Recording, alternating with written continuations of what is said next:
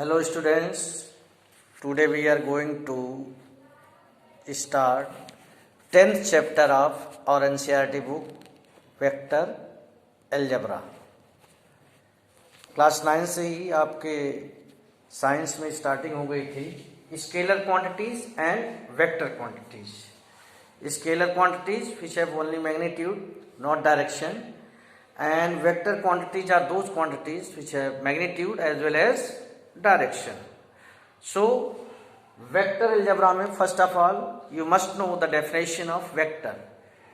Vector which have direction, magnitude as well as direction means direction का होना must होता है वेक्टर के लिए। So किसी भी वेक्टर को सपोज आप P क्यू कोई वेक्टर है, इसको आप इस तरीके से लिखते हैं तो P पॉइंट से इनिशिएट होता है, स्टार्ट होता है।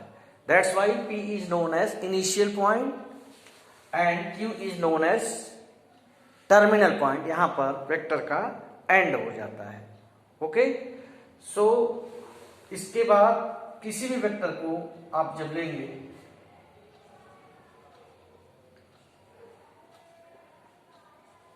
कुछ इस तरीके से आप लिखते हैं।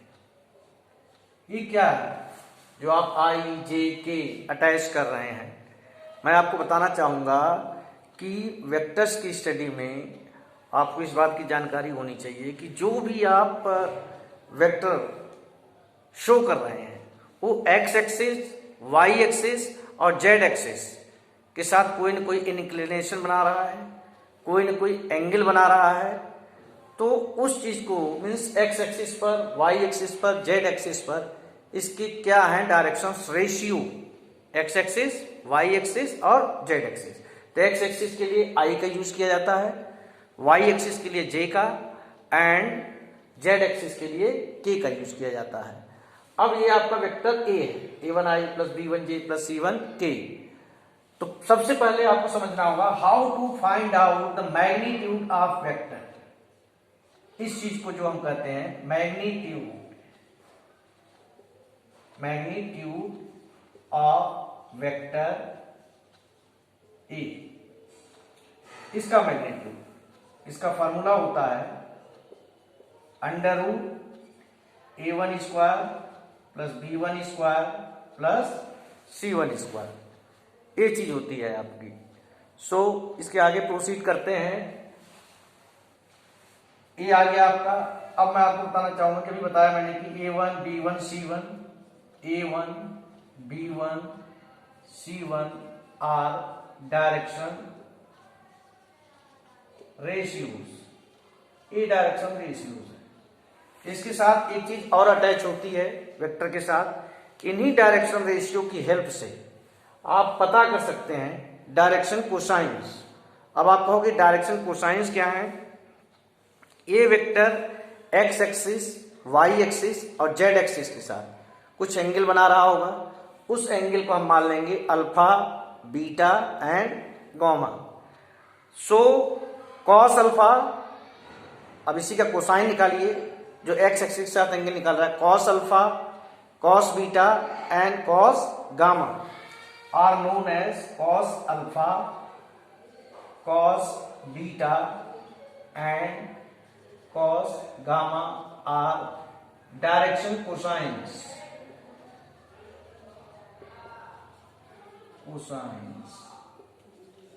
of vector। ओके, सो इस वेक्टर के रिगार्डिंग डायरेक्शन कोसाइंस क्या होंगे? अगर आपको डायरेक्शन रेशियोज दिए हुए हैं तो आप डायरेक्शन कोसाइन कैसे निकालेंगे?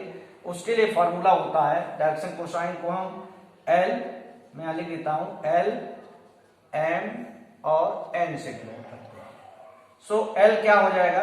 देखिएगा जो आपका एक्स एक्सिस पर है a1 upon magnitude of a. M क्या हो जाएगा? b1 upon magnitude of vector b। और c क्या हो जाएगा? c1 upon magnitude of vector a। जो मैग्नीट्यूड ऑफ वेक्टर ए है मैं यहां दिखा चुका हूं आपको, under root a1 square plus b1 square plus c1 square. एक चीज आप देखिए, मैं यहां पर आपको एक चीज प्रूव करने जा रहा हूं what is the sum of the squares of direction cosines of a vector. किसी भी वेक्टर के डायरेक्शन कोसाइन के स्क्वायर का सम क्या होता है? L square plus n square plus n square. देखिए इधर A1 अपॉन, इसको मैंने क्या लिखा था, under root A1 square plus B1 square plus C1 square. L square हो गया, ऐसे ही M स्क्वायर होगा B1 under root A1 square plus B1 square plus C1 square. और सबसे लास्ट में आपका तीसरा पार्ट आ जाएगा C1 under root A1 square plus B1 square plus C1 square. अब आप स्क्वायर करेंगे तो ऊपर यहां आ जाएगा A1 स्क्वायर, यहां पर आ जाएगा B1 स्क्वायर और यहां पर आ जाएगा C1 स्क्वायर। ये रूट में है तो इसका रूट हट जाएंगे, जब आप स्क्वायर करोगे तो सबके नीचे एक ही चीज आ जाएगी, A1 square plus B1 square plus C1 square. और इसको आप कैंसिल आउट कर देंगे, you will get 1. So what you got? You got the message that the sum of the squares of direction cosines of a vector is always equal to 1. In other words, you can write cos square alpha plus cos square beta plus cos square gamma is equal to 1. Direction cosines आपसे दूसरे तरीके से भी पूछा जा सकता है कि आपको एंगल दिए हुए हैं और आपको डायरेक्शन कोसाइन निकालना पड़ रहा है। अब एक वर्ड बार बार आएगा, पोजीशन वेक्टर।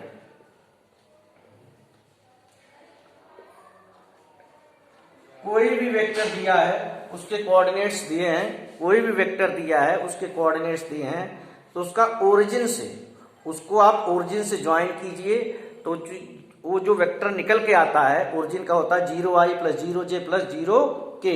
उस अपने वेक्टर का अपना कोऑर्डिनेट होगा। तो यहां पर वेक्टर के रिगार्डिंग आपको एक बात समझनी होगी, A B vector is always equal to O B minus O A. Means B point का जो पोजीशन वेक्टर होगा ओ बी वेक्टर और ए पॉइंट का जो पोजीशन वेक्टर होगा O A vector. A B is equal to O B minus O A. तो जब भी आप ए बी निकालेंगे, ए और बी दो पॉइंट मान लो आपको दिए हुए हैं। ए दिया हुआ है आपका 2i प्लस 3j 4k और बी दिया या 2,3 4 दिया है, बी आपका 4 5 6 दिया है। तो आप सब्ट्रैक्ट करेंगे उसमें से इसको सब्ट्रैक्ट करेंगे O B dash minus O dash, यानी ए बी में ए और बी दो पॉइंट्स दिए हैं तो उनका पोजीशन वेक्टर निकालिए। पोजीशन वेक्टर के लिए हम ओरिजिन का यूज करते हैं, ओरिजिन 0 0 0 दिया होता है। एक और बहुत मोस्ट इंपॉर्टेंट चीज है जो आपको समझनी पड़ेगी यहां पर कि किसी भी ट्राइंगल के केस में ये बहुत बार यूज होगी और इसको मैं किसके जरिए बताऊंगा, पैरेललोग्राम के जरिए। आपने फिजिक्स में भी पढ़ा होगा, ए बी सी डी। ये देखिए A B plus B C is equal to A C. इस बात को आप समझे, A B plus B C is equal to A C. A B plus B C, हम एंटी क्लॉकवाइज चल रहे हैं, A B plus B C is equal to A C. अब ऐसे चलते रहेंगे अगर, यहां पर क्या आएगा आपका C D plus D A is equal to A C dash. अब आगे देखिए आप यहां पर इस ए सी को हम क्या लिख सकते हैं, ये वेक्टर की कुछ चीजें हैं, माइनस सी ए सी को माइनस सी ए लिख सकते हैं। ये आपका हो जाता है किसी ट्राइंगल के रिगार्डिंग, किसी ट्राइंगल के अगर 3 साइड दिए हैं इस तरीके से is equal to 0, A B plus B C. अब इस बी सी को फिर से मैं बताऊंगा, इस बी सी को आप माइनस सी बी डैश लिख सकते हैं। कुल मिला के मेरा कहने का इंटेंशन ये है, vector A B is always equal to minus B A vector. तो ये वेक्टर की छोटी छोटी बातें हैं जो आपको समझना होगा, मोस्ट इंपॉर्टेंट चीज ये है कि डायरेक्शन रेशियोज के हेल्प से डायरेक्शन कोसाइंस कैसे निकालते हैं, मैग्नीट्यूड कैसे निकालते हैं, and how can we prove that the sum of the squares of direction cosines of a vector is always equal to one position vector, और ए ट्राइंगल का जो है आपका लॉ है वेक्टर का, इसका है।